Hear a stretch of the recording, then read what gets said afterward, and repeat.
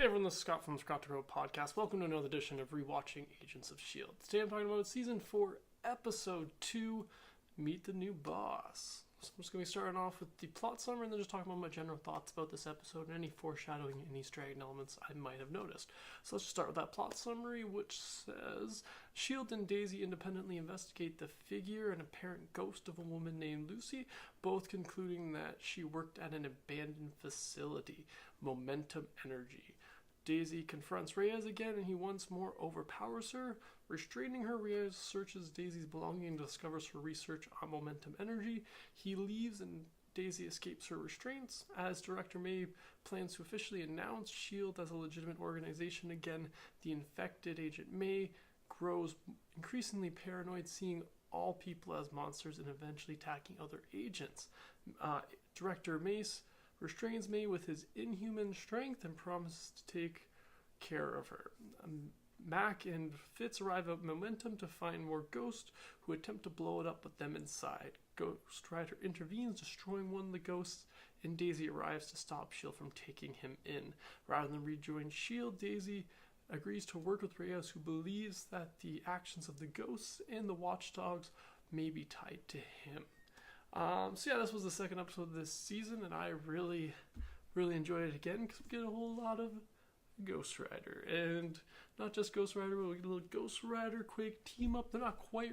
It's at the end that they officially really team up, but they work together a little bit, kind of non-voluntarily working together during this episode with him kind of taking her, kidnapping her. I guess I don't know if it's technically kidnapping, restraining her, and going through her stuff, and then going to the energy place and saving Fitz and Mac, which I thought was, I forgot that happened, and I really like that because I'm like, yeah, this is a cool way to kind of be introduced to these guys, is him saving you. And Fitz, they both have their own kind of like take on it. They're kind of like, this guy's a murderer though. He killed a bunch of these other people, and they're like, well, yeah, he saved your life, guys. I really enjoyed this episode. We get to introduce to the new director, Director Mace, who I enjoy his character. He's super cheerful and optimistic and upbeat, but I enjoy, it can get a little wearing, but that's what his character is supposed to be a little bit. He's supposed to be this overly optimistic guy who we right now believe is inhuman, which for those of us who've already watched this season, we know something gets revealed about him later in the season, but I like the way that they kind of hide it at first, with this introduction of him. Like, they don't out and out tell you right away that he's an inhuman when you first meet him, that they show you it by him, having to stop May, who just took out like 3 or 4 of her own, agents, people who she's trained herself, and then she goes to try to take on the director and boom, hits him with a pole and doesn't even leave a scratch, and he just picks her up, knocks her out.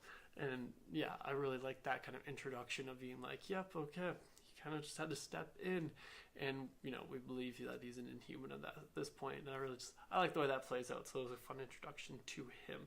What else do I have written down? Infected May attacks Coulson and the other agents.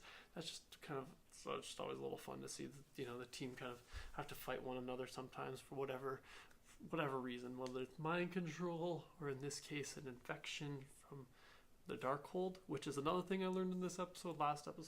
Last video I was talking a little bit like dark matter or dark something or other, and it's Darkhold was the word I was forgetting about. That's the book, which we haven't seen yet in this episode or this season, but it plays a huge part in the rest of this season. So the fact that I forgot the name of it was a little dumb, but hey, stuff happens. But yeah, Darkhold, so that's interesting that we get the name dropped in this one.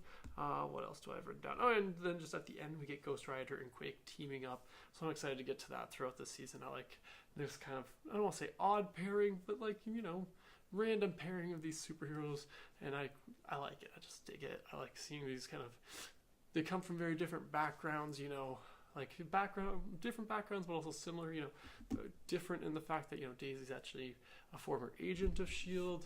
It's the same in that they both, come up from, I don't want to say the streets, but, they both had rougher childhoods and, upbringing. So yeah, I just like that kind of, both the parallels between them and the contrasts in their like styles and their backgrounds. But yeah, overall, I really enjoyed this episode. That's all I had particularly written down for this one. But be sure to let me know in the comments below if there's anything in particular you enjoyed about this episode. If you're enjoying the character, the Robbie Reyes Ghost Rider character or not, or if there's anything you didn't like about this episode. But thanks again for joining me today, and have a good one.